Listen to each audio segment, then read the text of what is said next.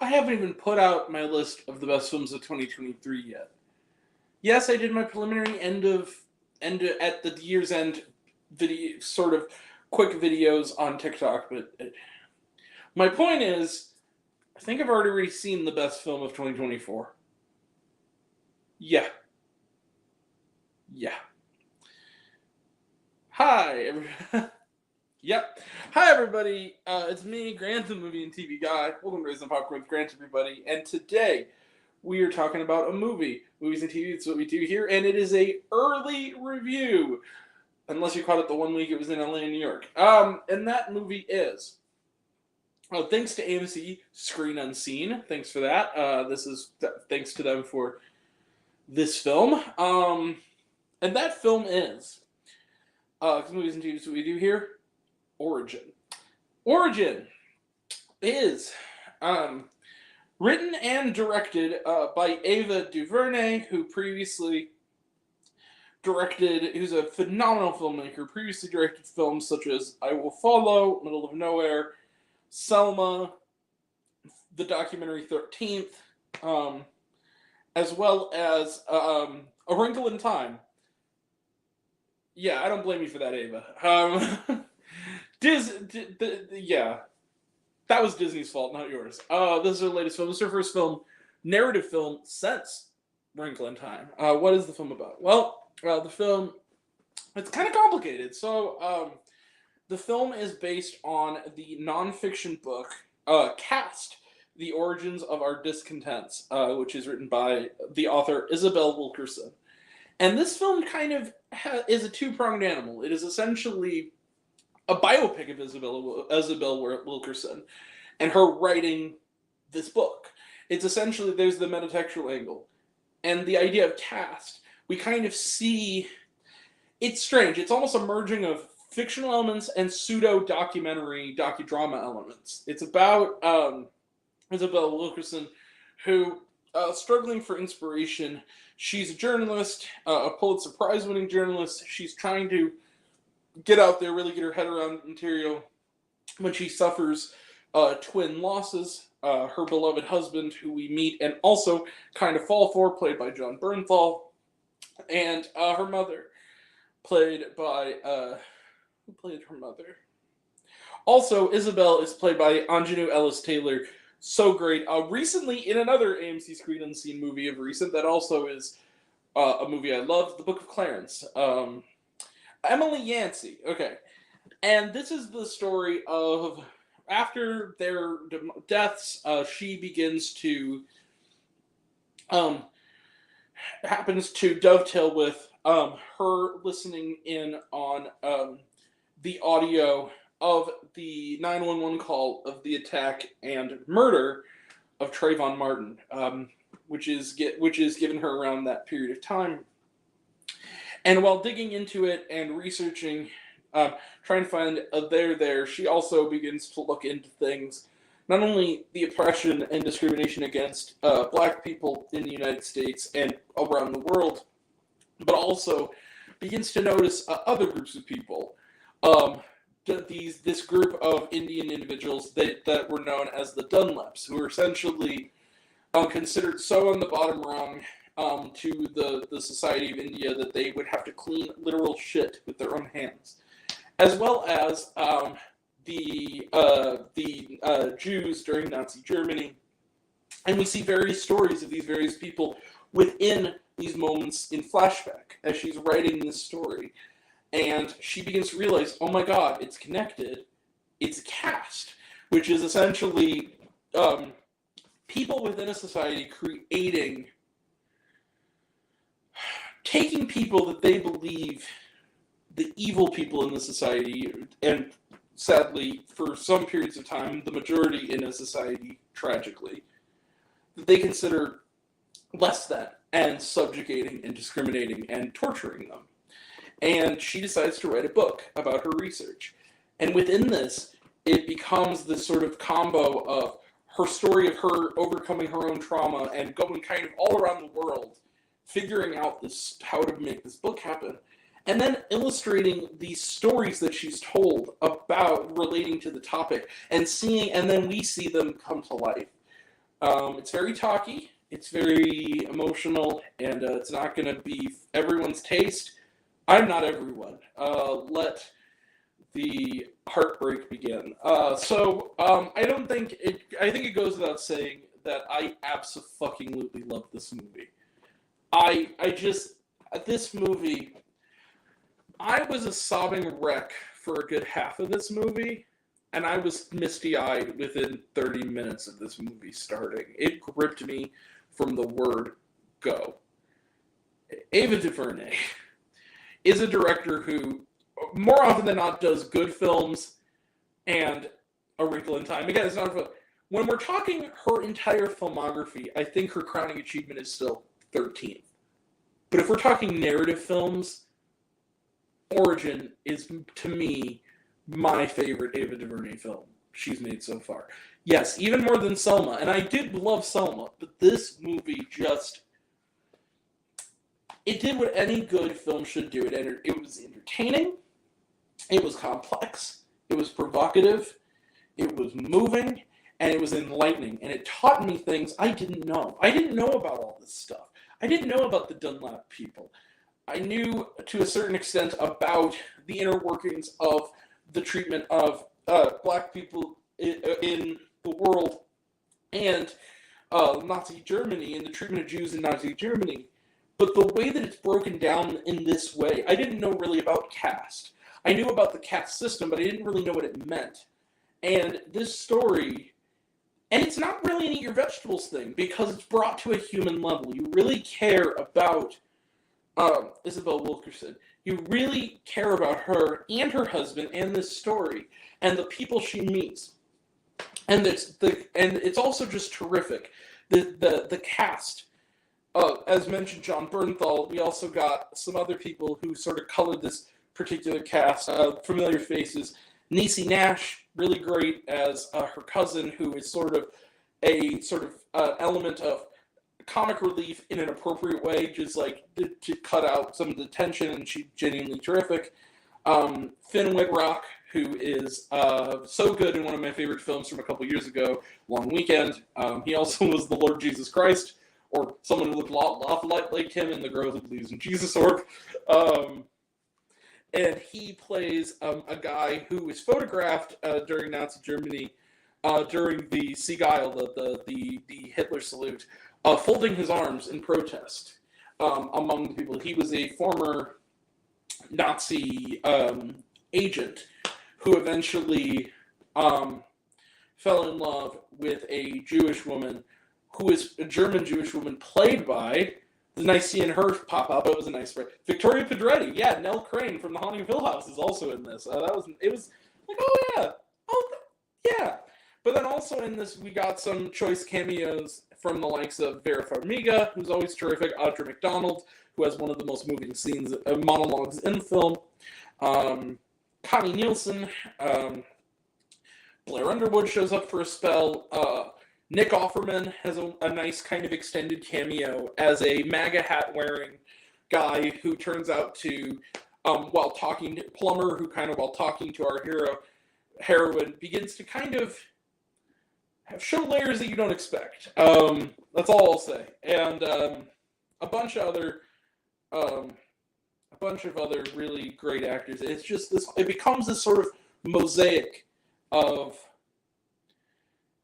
this sort of system of the world, and it just becomes this mosaic of stories, like almost like an anthology in a way, and it all built around the metatextual angle of this book. I love this film.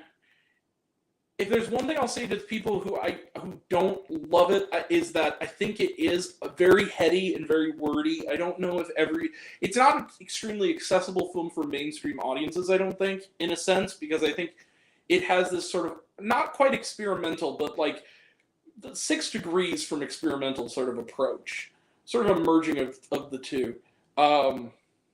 Accessible mainstream film and experimental film.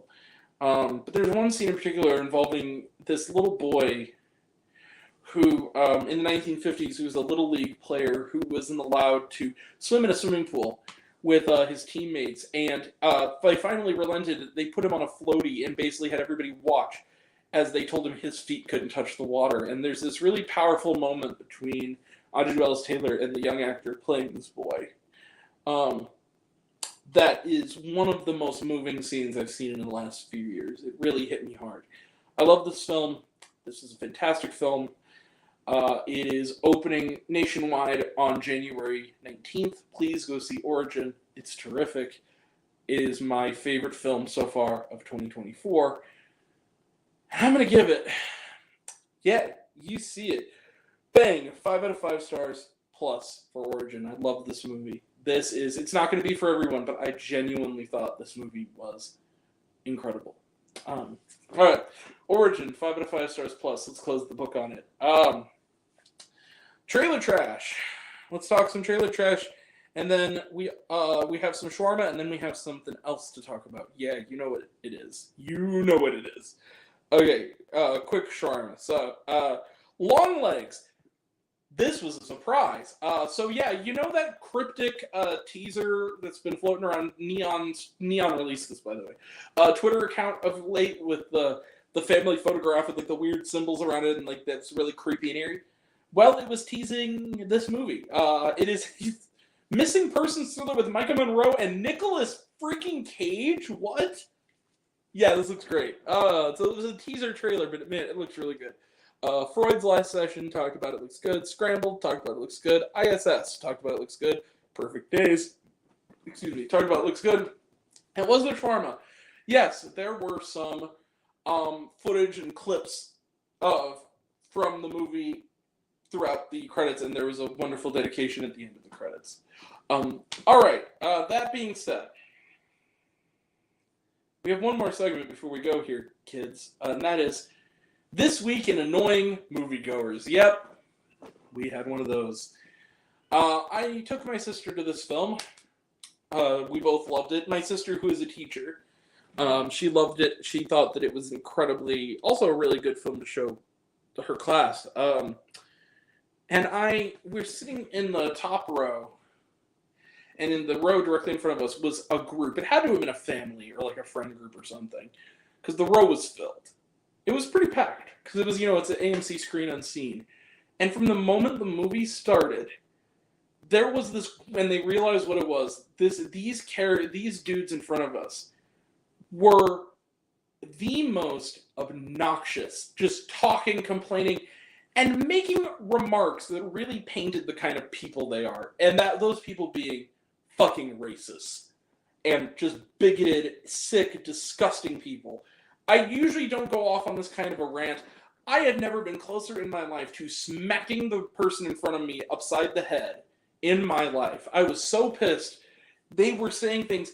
And then they had they were commenting, going, audibly going, ugh, we have another hour of this left. Ugh. And we're like laughing at inappropriate moments. We're laughing when current events and like real life elements came in that were well known, such as Trayvon Martin, laughing like hyenas at things that were incredibly inappropriate. And then they had the fucking nerve. One of them during the shawarma was standing up and it was tall and huge. Muscular. He was built like a bodybuilder. He stood up, I could not see over him, just stood up dead center and would not move. He just stood in my eyesight. What rude people. Like, really. And then, as he was standing and they were walking away, this dude in front of me, who him and his little buddy were laughing and jeering and punching each other in the shoulder and carrying on and snorting the whole movie, had the gall to say out loud in the theater, he goes, I thought this movie was racist toward white people. Go fuck yourself. Like, just go fuck yourself. Seriously. Nobody wants to share a theater with you. You fucking schmegma. Go back to the freaking roach cave where you belong. Unacceptable. Disgusting behavior. Not just in a movie theater, in the actual world. Fuck that guy. Fuck all his friends. Don't go to the movies and do that shit. Don't go anywhere and do that shit. Pisses me off. And it made me so angry because they did the whole movie. They would not shut the fuck up. and it just drove me insane. And they could tell, because occasionally they would look back at me, and when I would just go, like, I couldn't help it. I was just like, and at one point I literally muttered to myself, like, you've got to be fucking kidding me. And it was at the moment I referred to with the little boy when she's talking to the kid who couldn't go in the pool. And they started laughing, and I literally was like, are you fucking kidding me right now? Like, I muttered it out loud because I was so angry. It was like, this is toward the end of the film. I was so angry. I was really, really. Once you realize them, and also the other thing is, like, it's a mystery movie. It's $5. The movie just started. If you want to leave, you can still get a refund and get the fuck out of the theater and let the people who are there to see the movie and stay to see the movie watch the fucking movie. Fuck you. Anyway, that pissed me off. It makes me so angry. Why would you go into any environment and act that way?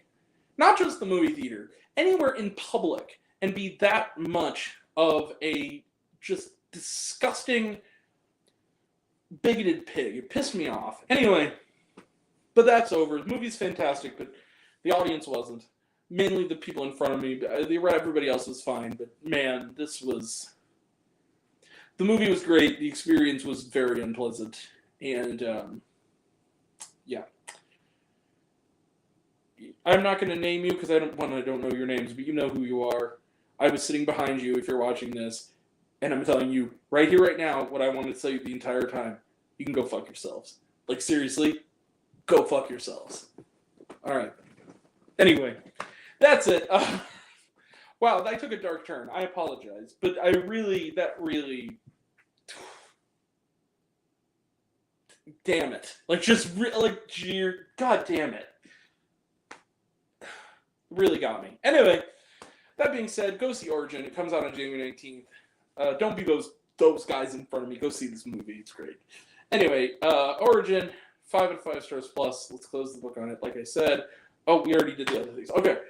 That being said, that is it. We will be back. Well, actually, we will be back very soon. Probably later tonight to talk about.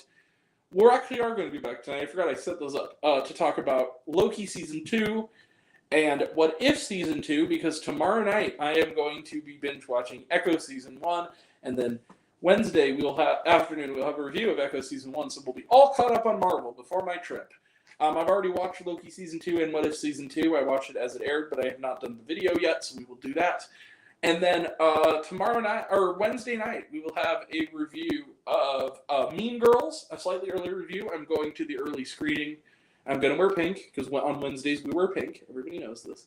I'll wear my Barbie shirt. And then this weekend is going to be kind of minimal. We're not getting American Fiction, which that I know of. My main theater hasn't updated yet, but it's not looking good, guys. But yeah, we'll have Soul. We'll be able to check out Soul. We already reviewed Turning Red and Luke on this channel, so we don't need to review them. I'll probably still go see them on the big screen. But Soul came out, and I saw it just before, like literally a month before this channel's inception. And so that, I've been wanting to talk about Soul. So we are going to be reviewing that, because I'm seeing it on the big screen on Friday. And then also this week we'll have reviews of Self-Reliance, which I've heard some good things about, and Lift, starring Kevin Hart. So that's coming up. Oh, and also before I leave, we will have a slightly early review. Mind you, I saw this movie a year ago, but you guys haven't, unless you were also at Sundance last year, or at Virtual Sundance, and that is Sometimes I Think About Dying, starring Daisy Ridley. So we'll have a review of that, which opens on January 26th. So that's coming up, and that'll all be next time. And until next time, I'm Grant, the movie and TV guy.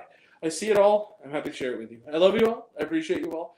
I love you all, Costumist. I love you 3000. Be kind to one another. If you like this video, give it a like if you want to. Give it a subscribe if you want to. Give it the bell. I don't know what it does. That's what you're supposed to do. Or so I've been told. Leave a comment. Even if it's say Grant, I like waffles. It really helps out. If you want to put mail story reviews, listen to other fun stuff, you can check me out on letterboxd.com at Raising Popcorn with Grant. Twitter, I'm at Raise Grant. You can find me on Facebook, Raising Popcorn with Grant. Instagram, Threads, and TikTok at Raising Popcorn with Grant. Serialized. All one word, all lowercase, Raised on Popcorn. Blue Sky Social, Raised on Popcorn. Check out my podcast, Raised on Popcorn with Grant, the podcast, on Spotify and Anchor. Some of you already have, and if you haven't, take care of yourself, take care of your mental health. It's incredibly important, and I want to know down below, what did you think of Origin? Did you like the movie? Did you hate the movie? I think my opinion's good. I think I'm full of shit. Comment below, let me know. And until we meet again, we were all raised on popcorn. Make mine with extra butter. I'll catch you guys next time. Take care, everyone. See you around. Bye.